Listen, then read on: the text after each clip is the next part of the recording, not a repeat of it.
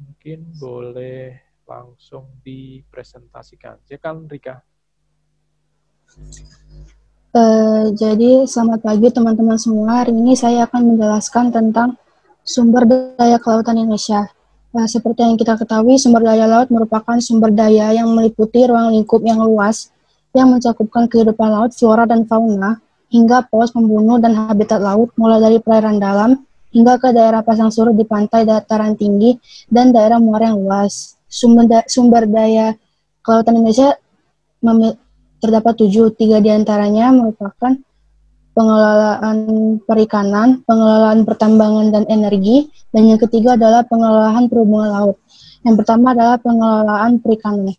Pengelolaan perikanan adalah semua upaya termasuk proses yang terintegrasi dalam pengumpulan informasi, analisis, perencanaan, konsultasi, dan implementasi serta penegak hukum dari peraturan perundang-undangan di bidang perikanan. Cara untuk mengelolanya adalah dengan menangkap ikan layak konsumsi yang memiliki tingkat regenerasi tinggi dan tidak termasuk dalam hewan terancam punah. Yang kedua adalah pengelolaan pertambangan energi. Wilayah laut Indonesia juga kaya akan mineral seperti emas, perak, timah, mangan, pasir kuarsa, monazit, zirkon, nodul mangan, dan biji besi. Selain mineral-mineral tersebut, di laut Indonesia juga terdapat potensi non-migas yang tinggi. Arus laut, gelombang, pasang surut, hingga suhu dapat digunakan sebagai energi terbarukan dan ramah lingkungan. Salah satu penggunaannya adalah Ocean Thermal Energy Conservation atau OTEC. Dan yang ketiga adalah pengelolaan perhubungan laut. Sebagai negara kepulauan, Indonesia sangat memerlukan sarana transportasi laut. Dengan jumlah pulau lebih dari 17.000, perlu pengelolaan industri transportasi yang membantu kelancaran transportasi antar pulau tersebut. Sarana ini ditujukan untuk meningkatkan aksesibilitas dan konektivitas antar pulau. Selamat pagi teman-teman. Jadi di sini saya akan menjelaskan dari sumber daya kelautan di Indonesia. Yang pertama ada sumber daya ikan yang berdasarkan data LIPI sebanyak 8.500 jenis spesies ikan yang ada di perairan Indonesia. Yang kedua adanya ekosistem terumbu karang. Luas terumbu karang di Indonesia mencapai 85.707 km persegi atau setara dengan 14% terumbu karang di dunia. Yang ketiga ada ekosistem hutan mangrove berdasarkan data LIPI luas mangrove di Indonesia mencapai 3.489.140 hektar sampai tahun 2015. Yang keempat ada ekosistem lamun, luas lamun di Indonesia yang telah terverifikasi mencapai 300.000 hektar.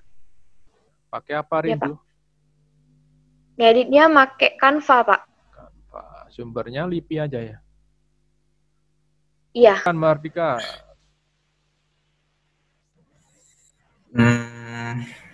Perikanan Indonesia, sumbernya perikanan.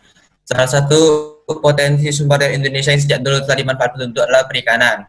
Laut Indonesia memiliki angka potensi lestari sebesar yaitu 6,4 juta ton ikan per tahun. Selain ikan darat, penduduk Indonesia juga banyak makan budidaya ikan. Ikan yang tersedia di lautan penduduk Indonesia banyak yang makan budidaya ikan terutama di daerah pesisir. Kekayaan laut Indonesia juga berada di wilayah pesisir berupa hutan mangrove, rumput laut, padang lamu, dan terumbu karang. Indonesia memiliki lebih dari 13.000 pulau sehingga garis pantainya sangat panjang. Garis pantai Indonesia panjangnya mencapai 41.000 km. Ukuran ini merupakan panjang pantai kedua terpanjang di dunia setelah Kanada. Oleh karena itu, sumber daya mineral pesisir sangat penting bagi Indonesia. Assalamualaikum warahmatullahi wabarakatuh. Waalaikumsalam warahmatullahi wabarakatuh. Di sini saya akan mempresentasikan tentang potensi kelautan Kalimantan Timur. Pada Kalimantan Timur tersebut merupakan daerah yang mempunyai potensi kelautan serta perikanan terbesar di Indonesia, terutama untuk perikanan tambak maupun perikanan air tawar dan laut. Potensi perairan laut yang dapat diusahakan secara lestari setiap tahun sebesar 140.000 ton, dan tambak 122.000 ton, dan perikanan air tawar 79.000 ton.